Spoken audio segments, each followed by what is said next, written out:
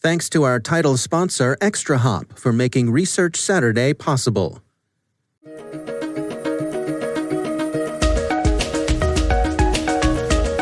Hello, everyone, and welcome to the CyberWire's Research Saturday. I'm Dave Bittner, and this is our weekly conversation with researchers and analysts tracking down threats and vulnerabilities, solving some of the hard problems of protecting ourselves in a rapidly evolving cyberspace. Thanks for joining us.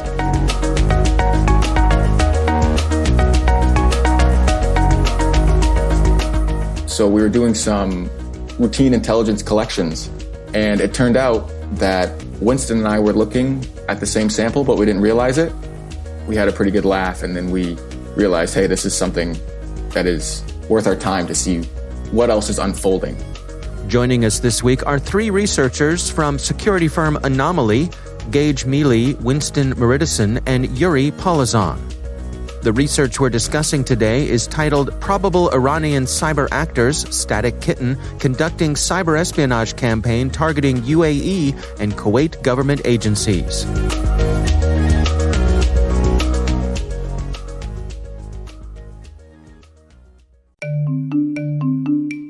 And now, a word from our sponsor, Extra Hop, securing modern business with cloud-native network detection and response. The massive shift to remote work has turned the reality of work on its head. With cloud and multi-cloud adoption, comprehensive visibility is more important than ever. But in order to protect your business, you need more than unified visibility. You need intelligence response workflows so teams can collaborate easily and act quickly. Thanks also to our sponsor, Verizon, who for nearly 2 decades has helped secure data, networks, and infrastructure of many of the world's best-known organizations. Their annual data breach investigations report is considered the gold standard of cybercrime research, and Verizon's leadership in network, wireless, and IoT connectivity makes it uniquely capable of protecting the ever-expanding attack surface. Let Verizon help you optimize your defenses and achieve the maximum return on your security investments. Learn more at verizonenterprise.com/products/security.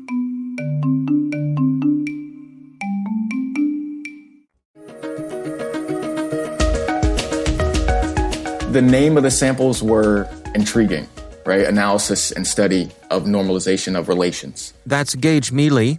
Strategic titles. So like, okay, this is interesting. This doesn't seem like your typical commodity campaign.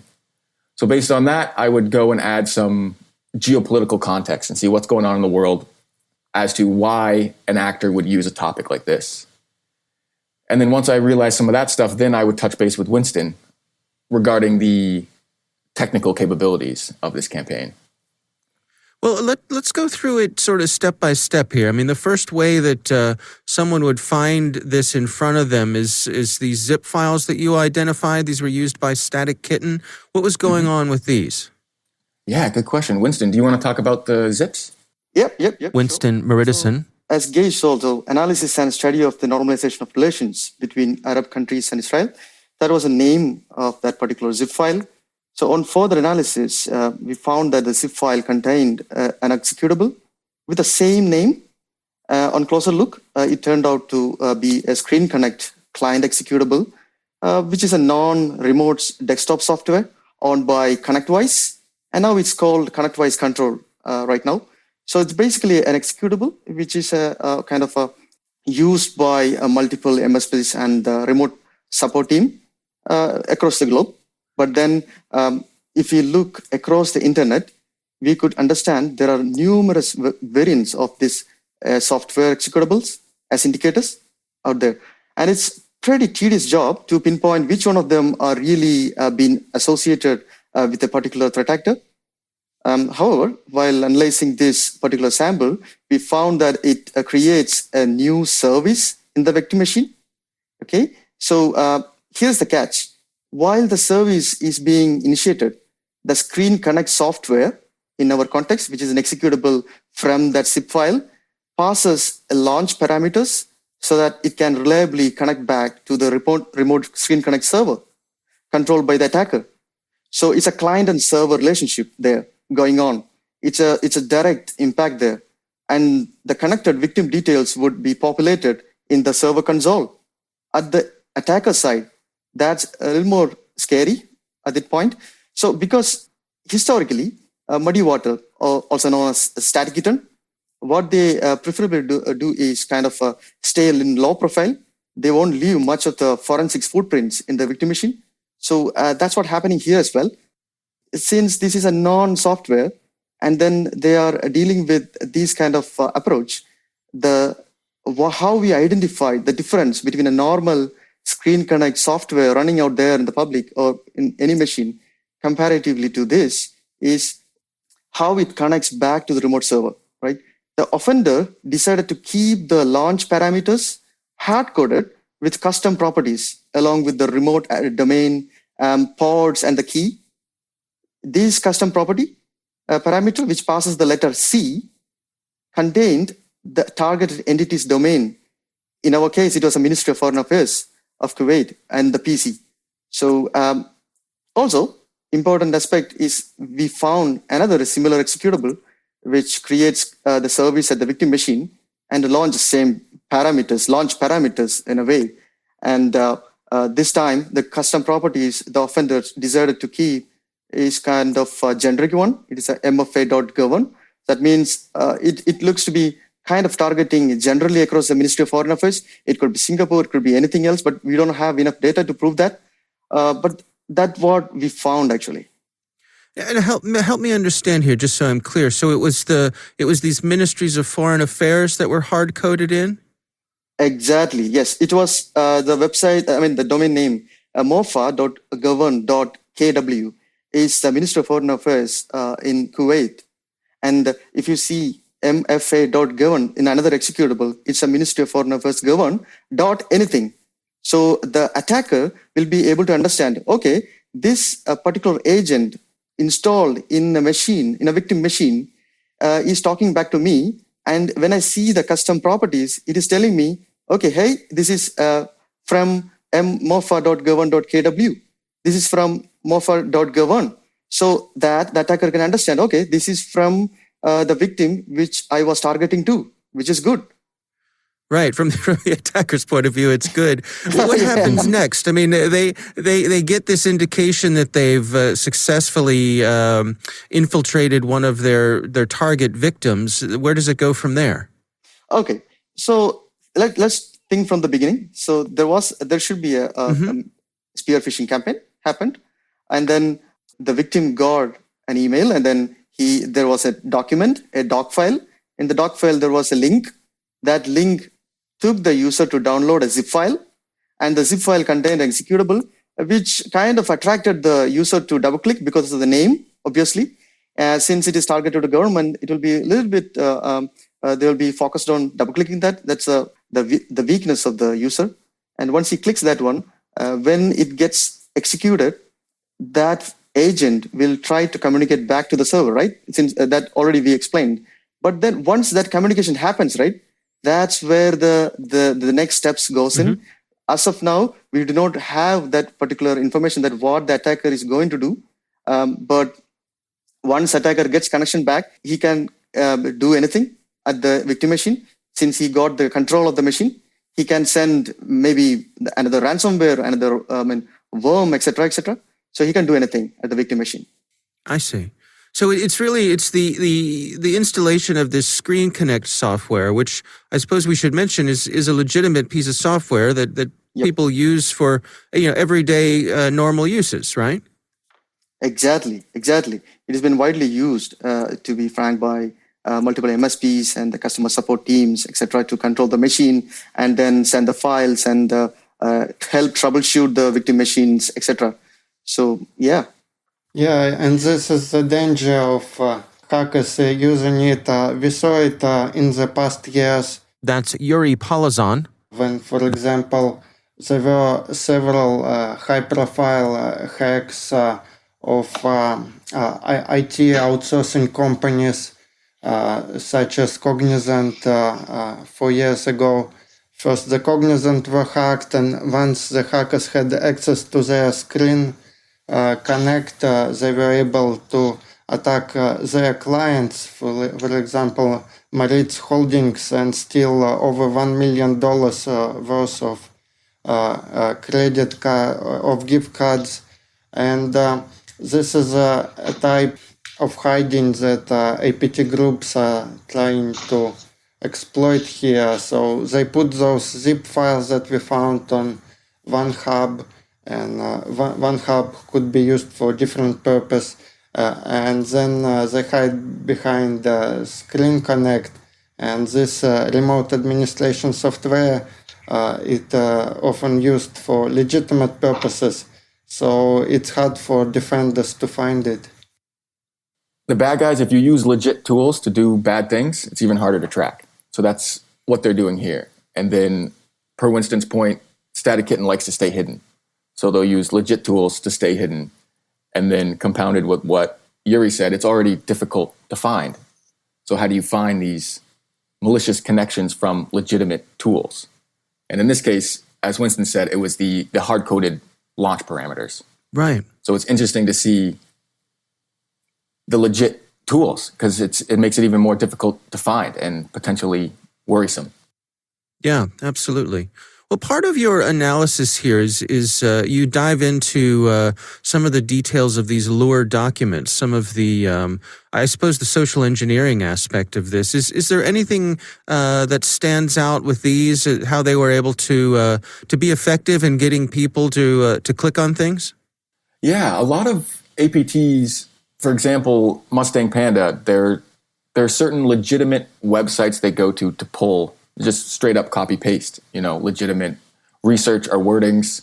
So sometimes groups will do that, but in regards to these, it's really interesting to me is that they're talking about Iran's actions in the LUR document when Static Kitten is a Iran-nexus group. So that's quite clever to talk about, to try to lure people in concerned about Iran from an Iranian threat group. So I think that's a good little trick they're trying to do there. Right, that is kind of fascinating, isn't it? I suppose they know what works. They know what's going to grab the attention of their adversaries. Yes, exactly. Yeah. Yeah, they do and they don't. They try different things. In this report, we analyzed two malicious zip files, and one was more direct, talking about Israel and politics, but another was a little bit more beating around the bush with a more generic topic. And if we go back to this APT group activity, Static Kitten, we will see that they try to modify from one campaign to another campaign. So they will try to use something else. In your estimation, how sophisticated are these threat actors? How do you rate them that way? Yeah, so if you see the MuddyWater historically, that in 2017, we saw them active or publicly announced by Palo Alto in the past. And from there, the tactics and techniques being kind of changing over the time. And if you can see that in Jan 2018, FireEye told that, okay, there is a kind of updated tactics, techniques, and procedures in spear phishing campaign. And then it happened 2018 multiple times. And then 2020, we saw Clear Sky talking about the Operation Quicksand and Operation against Lebanon and Oman, etc. So when we see these kind of activities happening, they specifically, in a nutshell, they send a spear phishing campaign to kind of target the sentiments of the targeted audience of or the victims, to be frank. So the victims will be tend to react to these mails because it is kind of utilizing the current situation in the region. So that is where the MuddyWater sophistication comes in, and then once it is there, they typically use a kind of a lol bins and lol bash. So it's kind of living off the land binaries and scripts. So what it does is it tries to use the executables within native to the Windows machine example. And for example, PowerShell, for example, other Registry 32 for registering the DLLs, etc.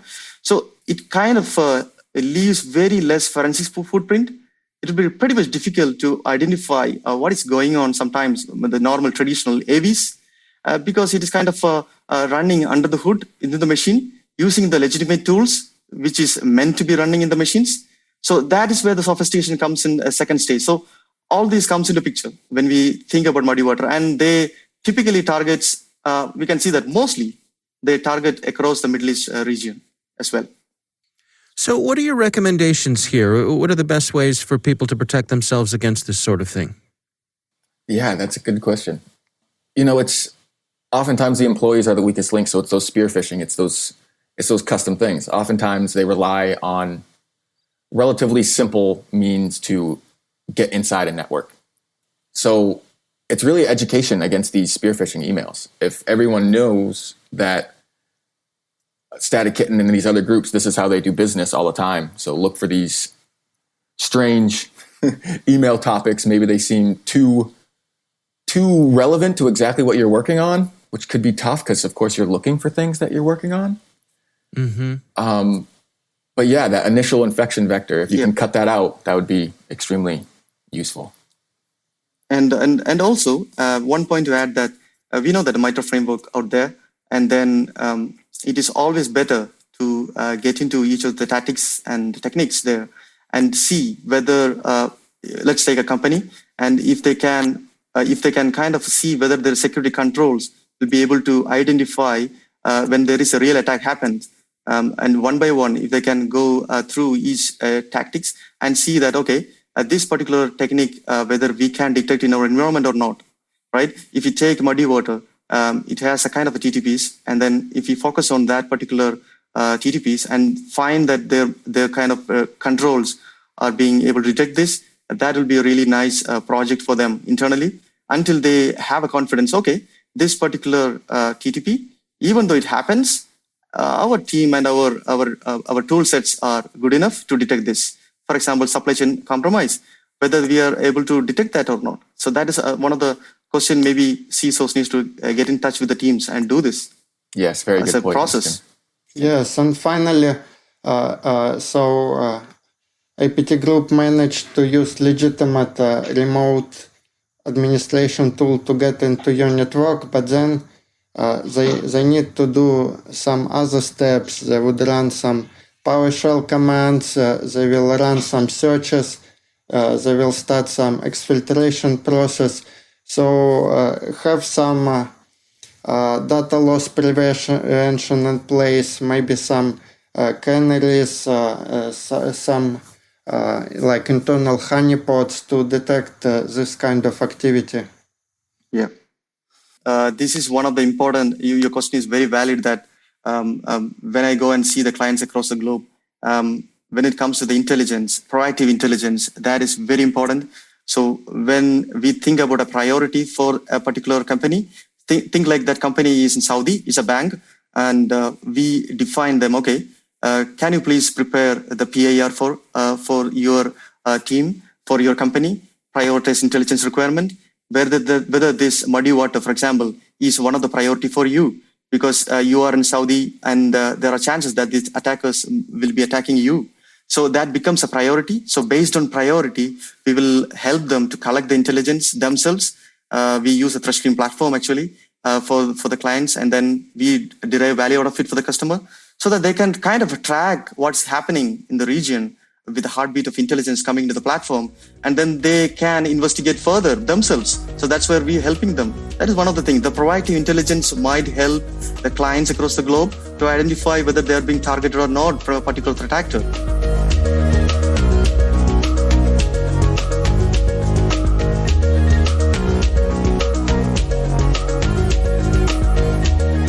Our thanks to Gage Mele, Winston Marydasan, and Yury Polozov from Anomali for joining us. The research is titled Probable Iranian Cyber Actors, Static Kitten Conducting Cyberespionage Campaign Targeting UAE and Kuwait Government Agencies. We'll have a link in the show notes.